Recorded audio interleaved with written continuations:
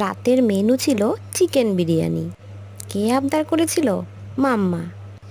ওকে তো আর বাইরের কেনা বিরিয়ানি দিই না, তাই বাড়িতেই বানিয়েছিলাম, কম তেল মশলা দিয়ে, এবং অবশ্যই লঙ্কা ছাড়া। মেধা ও তার বাবা বিরিয়ানি খেতে খুব ভালোবাসে, তাই মাঝে মধ্যেই আমি প্রেসার কুকারে বিরিয়ানি করি।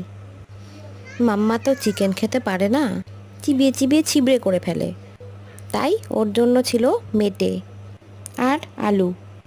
মেধা প্রায় প্রায়ই বিরিয়ানির আবদার করে। এবার অনেক দিন পরেই বিরিয়ানিটা করলাম, কারণ ওর একটু শরীরটা খারাপ ছিল। এখন কিছুটা সুস্থ, তাই ভালোই লাইট করে বিরিয়ানিটা করলাম। বিরিয়ানি দিয়ে খাওয়ার জোর দেখো না, যেন অমৃত খাচ্ছে। খাও।